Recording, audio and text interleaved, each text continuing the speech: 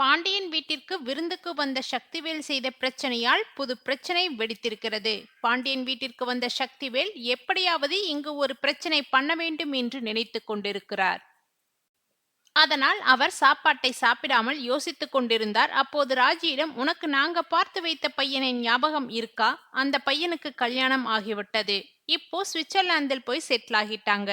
நீ இவனை கல்யாணம் பண்ணிட்டு கஷ்டப்பட்டு இருக்க என்று சொன்னதும் எல்லோரும் அதிர்ச்சி அடைகின்றனர். அப்போது ராஜி, நான் இப்போ சந்தோஷமாத்தான் இருந்துட்டு இருக்கேன் சித்தப்பா என்று சமாளிக்கிறார். ஆனால் சக்திவேல் அதையெல்லாம் கேட்காமல், நீ சந்தோஷமா வாழ்றேன்னு சொல்லி நம்பிட்டு இருக்க, உன் வாழ்க்கை சந்தோஷமாகவே இல்லை என்று கோபமாக பேசுகிறார். அப்போது காந்திமதி வாய மூடிட்டு சாப்பிடுறா என்று மாதிரி சூழ்நிலையில் ராஜி, கல்யாணம் நடந்துச்சுன்னு உனக்கு தெரியுமில்ல என்று சொல்கிறார். அதற்கு சக்திவேல், அது எல்லாம் ஞாபகம் இருக்கு. ராஜி யாரையோ நம்பி ஓடிப்போய் ஏமாந்துடுச்சு. அது தப்புத்தான். அந்த பிள்ளையை அங்க வச்சு பார்த்தவன் என்ன பண்ணி இருக்கணும்?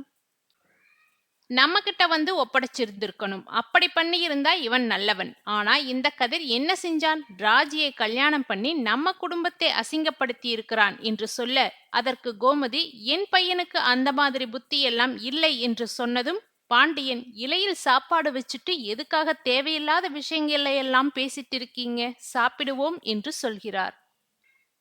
அதற்கு சக்திவேல், ராஜி பண்ணின வேலையால் குமாருக்கு இன்னும் கல்யாணம் நடக்கவில்லை. அந்த ரணம் இன்னும் எல்லார் மனசிலும் இருக்கும் என்று ஏத்தி விடுகிறார். அப்போது சரவணன், இல்லனா மட்டும் இந்த நல்லவனுக்கு கல்யாணம் ஆகியிருக்குமா என்று பேசிவிடுகிறார்.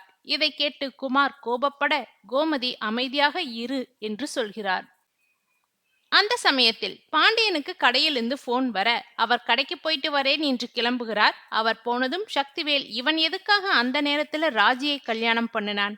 ஒருவேளை அம்மா மூலமா வந்து சேர வேண்டிய சொத்தெல்லாம் தன் மூலமா வந்துடுன்னு சொல்லி திட்டம் போட்டு கல்யாணம் பண்ணியிருக்கானோ பிச்சைக்கார பையன் என்றெல்லாம் திட்டிக் கொண்டிருக்கிறார். அதற்கு கோபமான கோமதி, என் பையன் அப்படியெல்லாம் சோத்துக்கு ஆசைப்படுறவன் கிடையாது என்று பேசுகிறார். அப்போது ராஜி, எதற்கு சித்தப்பா நடந்த விஷயத்தை பேசிட்டு இருக்கீங்க? நான் இப்போ சந்தோஷமா வாழ்வதை பற்றி நீங்க நினைக்கவே மாட்டீங்க என்று கேட்கிறார்.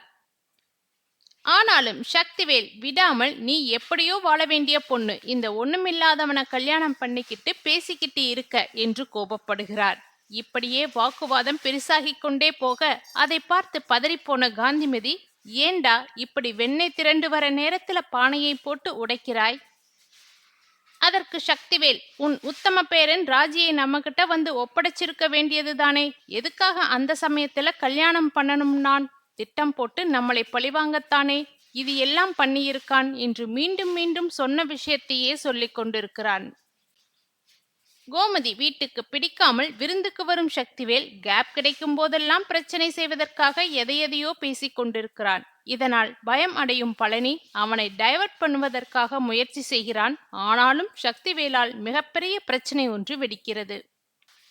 கோமதி வீட்டு விருந்தில் வைத்து கதிரை அவமானப்படுத்துவதை போன்று சக்திவேல் பேசுவதால் கோமதி உச்சக்கட்ட கோபம் அடைகிறாள். தங்கச்சி வீட்டுக்கு விருந்துக்கு வந்த சக்திவேல் எப்போ வாய்ப்பு கிடைக்கும் வம்பிழுக்கலாம் என வாய்ப்பை எதிர்நோக்கி காத்து கொண்டே இருக்கிறான்.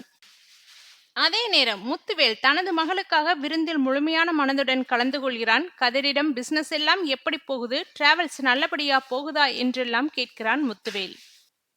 அவனும் அதெல்லாம் நல்லபடியா போகுது என்று சொல்கிறான். இதனையெல்லாம் பார்த்து சக்தி ஆத்திரம் அடைகிறான். அண்ணன் மகள் பாசத்துல உருகி அந்த குடும்பம் பக்கம் சாய்ஞ்சிருவாரோ என்று யோசிக்கிறான். இதனையடுத்து விருந்துக்காக அனைவரையும் உட்கார வைத்து கோமதி மீனா சாப்பாடு பரிமாறுகிறார்கள்.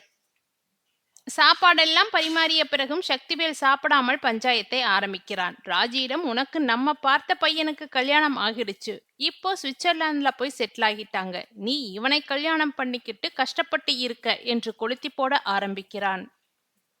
அதற்கு ராஜி, நான் இப்போ சந்தோஷமாத்தான் வாழ்ந்துட்டு இருக்கேன் சித்தப்பா என்கிறான். ஆனால் சக்தி அதையெல்லாம் கேட்காமல் தொடர்ந்து வாய்க்கு வந்ததை பேசிக்கொண்டே இருக்கிறான். நீ சந்தோஷமா வாழ்றேன்னு சொல்லி நம்பிட்டு இருக்க, உன் வாழ்க்கை சந்தோஷமாவே இல்லை என்கிறான். அப்போது காந்திமதி, வாயை மூடிட்டு சாப்பிடுடா, என்ன மாதிரியான சூழ்நிலையில ராஜி கல்யாணம் நடந்துன்னு உனக்கு தெரியுமல்ல என்று கேட்கிறாள். அதற்கு சக்திவேல், ராஜி யாரையோ நம்பி ஓடிப்போய் ஏமாந்துருச்சு, அது தப்புத்தான். அந்த பிள்ளைய அங்க வச்சு பார்த்தவன் என்ன செஞ்சிருக்கணும்? நம்ம கிட்ட வந்து ஒப்படைச்சிருக்கணும் இல்லையா? எதுக்காக இவன் கல்யாணம் பண்ணான்? நம்ம குடும்பத்தை அசிங்கப்படுத்த சொல்லித்தானே இதெல்லாம் பண்ணியிருக்கிறான் என்கிறான்.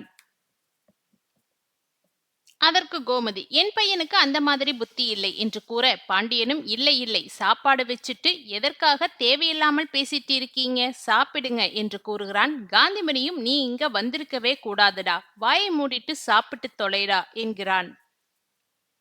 உடனே சக்திவேல், என்ன ஆத்தா பேசிட்டு இருக்க, இவள் ஓடிப்போனதால் இன்னும் குமாருக்கு கல்யாணம் நடக்கவில்லை, அந்த ரணம் இன்னும் நம்ம மனசுலயும் இருக்கு என்கிறான்.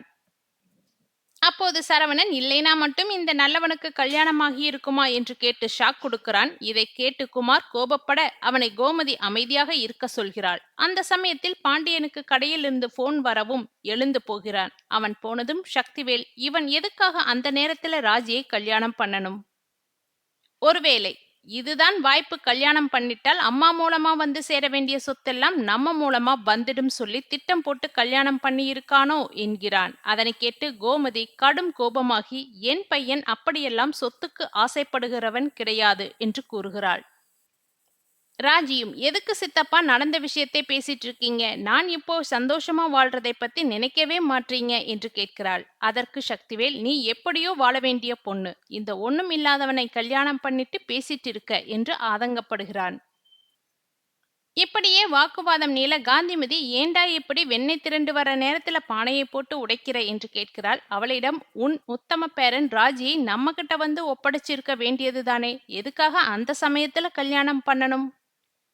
திட்டம் போட்டு நம்மளை பழிவாங்கத்தானே இதெல்லாம் பண்ணியிருக்கான் என்று மறுபடியும் மறுபடியும் அதையே சொல்கிறான். ஒரு கட்டத்தில் கோமதி பொறுமை இழந்து, கதிர் ஒன்னும் ராஜியை கல்யாணம் பண்ணவில்லை, அந்த கல்யாணத்தை நடத்தி வச்சதே நான் தான் என்ற உண்மையை போட்டு உடைக்கிறாள். இதனை கேட்டு பேரதிர்ச்சியில் உரைகிறான் பாண்டியன். இதனால் நடக்கப் போகும் பிரச்சனைகள் என்ன என்பதை நாளைய பாண்டியன் ஸ்டோர்ஸ் 2 சீரியல் எபிசோட்டில் பார்க்கலாம்.